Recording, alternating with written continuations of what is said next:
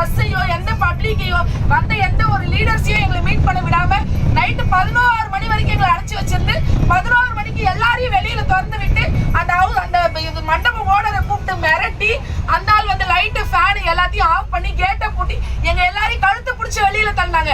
நாங்க எல்லாரும் நைட்டு 12 மணி வரைக்கும் அந்த வெளியிலே உட்காந்துருந்தோம். எங்க போறதுன்னு தெரியாம இவங்க தான் இந்த நாட்டுல இருந்து பாதுகாப்பு கொடுக்குறாங்களா பெண்களுக்கு. 12 மணி நைட்டுக்கு எங்க போறதுன்னு தெரியாம 1500 பேரும் நடந்து ரெண்டு பேரா இங்க இருந்து 3 கிலோமீட்டருக்கு கிலாபாக்கம் பஸ் ஸ்டாண்டு 12 மணில இருந்து 2:30 மணி வரைக்கும் நடந்து போனோம். போயிட்டு அங்கேயாவது படுத்து கிடப்போம். பஸ் ஸ்டாண்ட்ல படுத்து கிடந்தோம். அங்கேயே எங்களை தூங்க விடாம 3 மணிக்கு விசில அடிச்சு எங்களை கிளப்பி அரெஸ்ட் பண்ணிடுவாங்களோன்னு பயந்து திருப்பி நாங்க வந்து எங்க ஹாஸ்பிட்டல்ல இருந்தா எங்களுக்கு ஒரு பாதுகாப்பா இருக்கும்னு நினைச்சு வந்து கூடுவாஞ்சேரியில இருக்கக்கூடிய நந்திவரம் UPHCல நாங்கெல்லாம் அடைக்கலமா இருந்தோம்.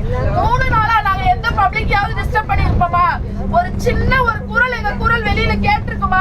எதுவுமே பண்ணாத எங்களை இன்னைக்கு பாத்ரூம் போலான்னு வெளியில வந்த மக்களே பாத்ரூம் போலான்னு வந்தோம். எங்களோட திங்ஸ் எங்களோட மொபைல் எல்லாமே உள்ள கிடக்கு. நாங்க பாத்ரூம் பக்கம் வந்த எங்க எல்லாரையும் அடிச்சு இழுத்து முடிய பிடிச்சி இழுத்து அராஜகம் பண்ணி எங்களை இன்னைக்கு அரெஸ்ட் பண்ணிருக்காங்க. இந்த ஆளு இப்படிதான் ஒரு அகிம்சையில போராடுற ஒருத்தவங்களை ட்ரீட் பண்றதா? நாங்கெல்லாம் உங்களோட பிள்ளைங்க இல்லையா? உங்களோட அக்கா தங்கச்சி இல்லையா? நீங்கெல்லாம் ஹாஸ்பிட்டலுக்கு வரும்போது நாங்க உங்களை பார்க்கலையா? எங்களுக்கு ஒரு அநியாயம் நீங்க கேட்க மாட்டீங்களா? நாங்க அராஜகம் பண்ணோமா? சாலை மறியல் பண்ணோமா? யாரையாவது டிஸ்டர்ப் பண்ணோமா? பப்ளிக் ப்ராப்பர்ட்டி டேமேஜ் பண்ணோமா? எதுவுமே பண்ணாத எங்களை ஏன் இந்த அரசாங்கம் இப்படி நடத்துது? இது எல்லாத்தோட தீர்வு மக்கள் கையில தான் இருக்கு. தயவு செஞ்சு எங்களுடைய போராட்டங்களுக்கு சப்போர்ட் பண்ணுங்க. எங்களோட கோரிக்கை வென்றெடுக்கிறவரை அவங்க எங்களை அரெஸ்ட் பண்ணட்டும். வேணான்னு சொல்லல, நாங்களே வேன்ல ஏறோம்னு சொன்னோம். அதுவும் அவங்க அக்செப்ட் பண்ணிக்கல. எங்களை அடிச்சு ஏத்துறாங்க வேன்ல. எவ்வளவு தூரம் இந்த அடக்குமுறையை தாங்க முடியுமோ நாங்க தாங்குவோம். ஏன்னா இந்த போலீஸ்காரங்களை விட அதிக இரும்பு நெஞ்சம் எங்களுக்கு இருக்கு.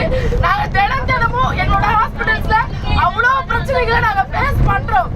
அதனால நாங்க வந்து ரொம்ப ஸ்ட்ராங்காவே இருப்போம். இவங்க எங்களை என்ன பண்ணாலும் சரி, புழல் ஜெயில போடட்டும், ரிமாண்ட் பண்ணட்டும், ஜெயில போட்டு தூக்குல கூட போடட்டுங்க, எங்களோட போராட்டத்தில் நாங்க பின் வாங்கவே மாட்டோம். ரோட்ல இறங்கி போராட்ட ஒவ்வொரு பெண்மணிகளும் தெரிஞ்சுக்கோங்க.